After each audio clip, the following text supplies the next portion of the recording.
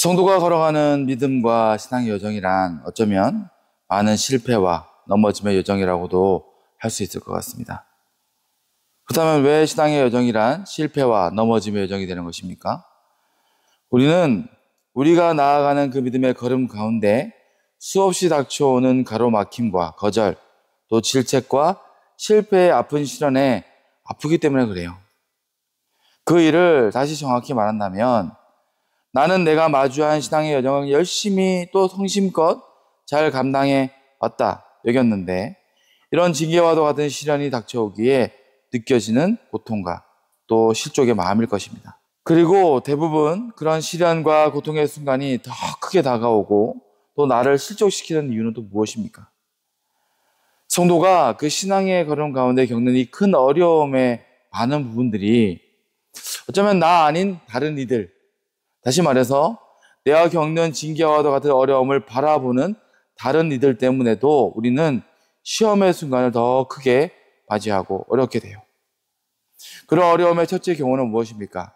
바로 나의 어려움을 쉽게 품평하고 판단하며 때론 정죄하기까지도 하는 모습일 것입니다.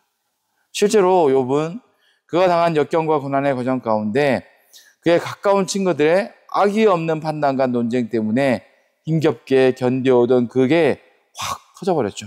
심령이 무너져버렸고 고통받았어요. 그리고 다음은 내가 스스로 빠져드는 내 스스로의 자괴감과 이 비교의 심정일 것입니다. 쉽게 말하면 뭡니까? 저기 저 아무개는 어떻게 했는데 더 심한 죄와 더 악을 행하고도 하나님과 교회를 해방하기도 했는데 왜 나만 더 내가 저들보다 악한 게 뭐지? 이런 마음. 이런 심정들은 어쩌면 모든 성도들의 피해갈 수 없는 갈등과도 같아요. 딜레마죠. 각자 다양한 또는 다른 모습으로 다가오겠지만 그런 모습들은 다 있습니다. 그렇다면 이제 다시 생각해 봅니다. 우리는 우리의 신앙을 지키며 걸어온 과정 중에 부딪히는 이런 시련과 실패의 순간들을 어떻게 바라봐야 되고 또 헤쳐나가야 될까요? 흔히 교회와 성도들은 이와 같은 일들을 그가 당하는 징계로 명명하면서 꺼려하거나 또 그 자체를 부끄러운 수치처럼 치부하곤 합니다. 그게 쉽죠. 실패했으니까 또 어려움이니까 안 되는 일들이다 보니까 내 스스로도 징계로 여기고 사람들이 아까 말한 것처럼 스스로를 말할 때도 부끄러운 수치로 말하기도 하고 쉽게 말해서 내 신앙에 단죄되는 징계같이 여겨지는 이 난관을 마치 마지막 실패 또는 심판으로 간주하면서 이를 맞이한다는 거예요. 그러면 하나님의 말씀은 우리에게 이 일을 어떻게 말씀하고 계실까요? 이게 중요하겠죠. 우리의 생각, 사람들의 생각이 중요한 것이 아니라 하나님의 생각이 중요한 거예요. 오늘 말씀 6절 이후 말씀에 주께서 그 사랑하시는 자를 징계하시고 그가 받아들이는 아들마다 채찍질하심이라 하였으니 너희가 참음은 징계를 받기 위함이라. 하나님이 아들과 같이 너희를 대우하시나니 어찌 아버지가 징계하지 않는 아들이 있으리요. 징계는 다 받는 것이거늘 너희에게 없으면 사생자요 친아들이 아니니라. 말씀은 성도들을 향해서 그 신앙의 실패처럼 느껴지는 이런 징계를 사람들이 흔히 생각하는 저주나 심판으로 절대로 그리고 있질 않아요. 8절 말씀 말하죠. 징계는 다 받는 것이거늘 너에게 그게 없으면 사생자요 친아들이 아니니라. 이것은 분명 모든 성도가 마주하는 갈등이자 어려움은 맞습니다. 그런데 결코 저주나 심판이 아닌 오히려 하나님이 예비하시고 허락하신 기회이자 은혜로서 말씀은 말하고 있다는 것입니다. 저주가 아니라 은혜. 그렇다면 성도가 마주하는 고난과도 같은 이 징계는 어떤 반전의 의미와 가치가 있을까요? 어떻게? 그리고 우리는 어떻게 이 징계를 그 어떤 기회로 끌어안을 수 있을까요? 먼저 신실한 성도가 당하는 어려움은 신실한 성도가 중요하겠죠? 신실한 성도가 당하는 어려움은 결국 또 반드시 미쁘신 하나님을 향한 내 믿음을 확증하는 기회인 것을 우리는 믿고 의심하지 말아야 됩니다. 성도가 징계의 시련을 마주할 때 그들의 시선은 두 가지로 드러나곤 합니다. 첫째는 앞서 말씀드렸던 세상과 다른 사람들을 바라봄으로 발생되어지는 갈등과 판단의 시선이죠. 자, 남을 바라보고 또 그 판단 가운데 나를 다시 또 바라보고 거기 실족하는 내 마음의 시선. 이것은 결국 나를 더욱 실족해 하며 나아가서 거기 머물지 않고 어디까지 갑니까? 하나님께 원망과 불신까지 드러내는 최악의 선택을 하게 만듭니다. 그러면 둘째는 무엇입니까? 우리가 당하는 징계와도 같은 이 위기에 우리의 시선이 남들과 환경과 조건을 향하는 것이 아니라 오히려 강력하게 하나님을 향하고 그분만 악마하는 시선을 말해요. 여기서 나눠져요. 시선에서부터 나눠집니다. 어려움 가운데 남이 뭐라고 하는지, 남이 바라보는 시선과 그 조건에 메어지는 사람이 있는가 하면은 어려움 가운데 하나님을 바라보는 자. 욥도 처음에는 친구들과 함께한 그 자리에서 고통했고 낭망했지만 그들이 돌아간 직후부터 그 순간부터는 하나님만 붙들고 영적 씨름을 했듯이 말입니다. 바로 남들이 어떻고 세상이 어떻고를 다 떠나서 그 순간 하나님과 그분의 의가 가장 중요하기에 오히려 하나님을 붙들고 그분을 앙망하는 우리의 마음을 말해요. 그러면 그와 같은 영적 시선이 이루는 기적은 무엇입니까? 자, 이 시선의 기적. 남들을 바라보는 그 모습이 이루어지는 실패를 우리가 봤죠. 그러면 하나님을 바라보는 그 영적 시선의 기적, 반전은 무엇일까요?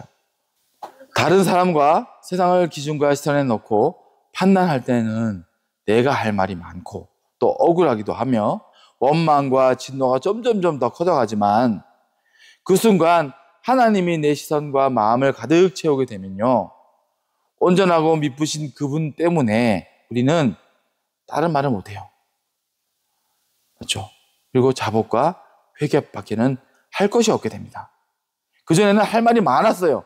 원망도 많았고 억울하기도 하고 분노도 났는데 순전하시고 온전하신 하나님을 바라보면요, 내 죄만 보여요. 그렇게 하나님이 나에게 허락하신 그 모든 상황에 하나님을 바라보게 되면 자, 이루어지는 회개의 역사. 이 역사가 이루어지는 또 기적은 무엇이 있습니까? 회개는요, 내 죄를 말하고 그냥 그걸로 끝나는 게 아니에요. 회개함으로 이루어지는 기적이 있습니다.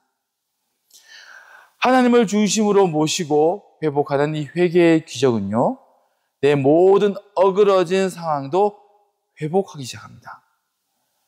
바로 무엇입니까? 내 영이 잘 되는 회개를 이루면 내 범사가 고쳐지기 시작해요. 회복되기 시작합니다. 반전되기를 시작해요. 내 영이 잘 된 같이 범사가 잘 되는 역사가 이루어지게 된다는 거죠. 이게 바로 욥기서의 내용이자 결론입니다. 욥기의 내용은 이거예요. 그냥 네 영이 뒤집어져서 잘 되면 이 범사도 완전 반전, 대축복. 이게 결론이죠. 그리고 또 다윗을 우리가 잘 알잖아요. 그와 같은 행적의 대표적인 인물일 것입니다. 그 삶 가운데 자기를 자복하다가 생존하였고 하나님께 마음에 합한 자가 되는 자, 바로 이 다윗이죠. 그리고 신실한 성도에 당하는 징계와 고난은 그의 지경을 변화하고 또 확장하는 기회가 될 수 있음을 우리는 믿어야 됩니다. 아브라함, 이삭, 야곱과 요셉, 또 모든 믿음의 선진들, 그들의 공통점은 무엇이 있습니까? 그들에겐 모두 이건 마치 저주인가 싶을 정도의 징계의 순간들이 다 있었어요. 다 하나같이 있었습니다. 그런데 우리가 그들이 당한 그 일을 징계라고 부릅니까? 아브라함이 당한 그 어려움 징계입니까? 요셉이 당한 그 일이 징계입니까? 우리는 그렇게 말 안 해요. 한 사람도 그렇게 말합니다. 왜 그렇죠? 왜 그게 징계가 아닙니까? 다를 게 없는데. 그들은 모두 하나같이 그 징계를 통해서 오히려 성장했어요. 하나님의 뜻하신 새로운 지경으로 나아갔기 때문입니다. 그들의 지경이 바뀌었습니다. 그리고 우리는 그들의 그 일들을 오히려 은혜이자 축복이라고 말하는 것입니다.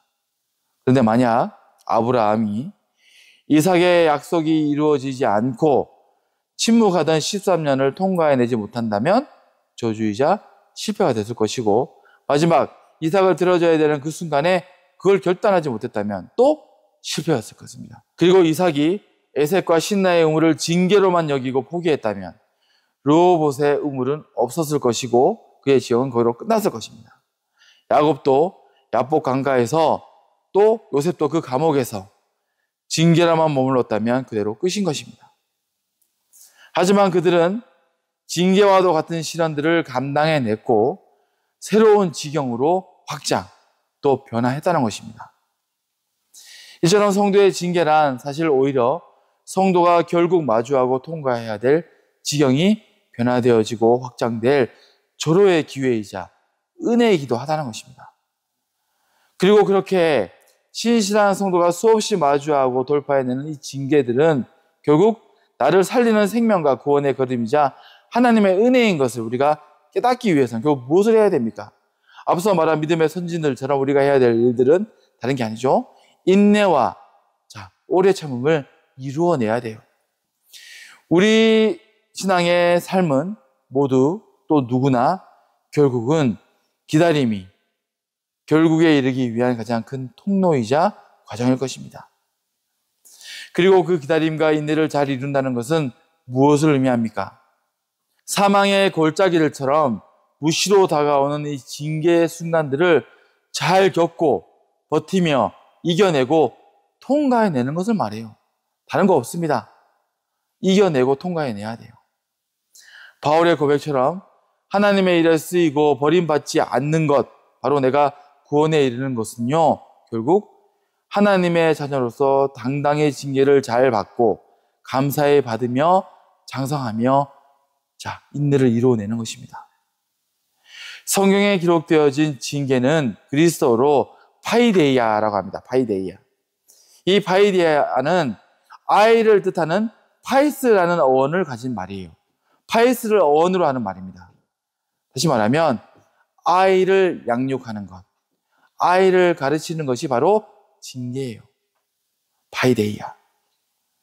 이렇게 말씀에 기록된 징계란 자녀의 특권이자 하나님의 의무입니다. 우리 아버지시니까. 그래서 징계처럼 다가올 수 있는 그 어떤 고난도 우리는 우리를 성장케 하시는 하나님의 은혜이자 당신이 허락하신 기회일 수 있음을 자녀로서 믿어야 되는 것입니다. 그리고 끝까지 오래 참고 인내하며 이겨내는 거예요. 오늘 마지막 말씀 한 번 더 읽고 말씀 마치도록 할게요. 11절 이후의 말씀입니다. 무릇 징계가 당시에는 즐거워 보이지 않고 슬퍼 보이나 후에 그로 말미암아 연단받은 자들은 의와 평강의 열매를 맺느니라. 그러므로 피곤한 손과 명확한 무릎을 일으켜 세우고 너희 발을 위하여 곧은 길을 만들어 저는 다리로 하여금 어그러지지 않고 고침을 받게 하라. 우리가 자녀라면요, 이 징계를 끝까지 받아내야 돼요. 우리가 흔히 옛날에 그런 얘기들 있죠. 막 부모가 매를 때리고 집 나가 했을 때 나가버리면 안 돼요. 그건요, 망하는 길입니다. 어리석은 말이에요. 부모의 말을 잘못 이해한 거예요. 끝까지 바지가르기 붙들고 껴안는 거예요. 그러면요, 부모가 죽을 때까지 때리는 게 아닙니다. 껴안아요, 같이. 같이 눈물을 흘립니다. 그리고 그 순간 자녀를 깨닫게 돼요. 아, 부모는 나를 사랑하시는구나. 내 매맞은 종아리를 약을 발라주시는 그 눈물 흘리는 부모를 볼 때 깨달아요. 나를 미워했던 게 아니네. 나를 사랑하셨고 나를 아파하셨네. 그리고 그때 그 아이는 한 걸음 성장하는 거예요. 우리는 그 성장을 이루어서 그 징계의 결국 하나님의 축복과 언약을 누릴 수 있는 자녀가 되기를 바라면서 말씀 마치도록 하겠습니다.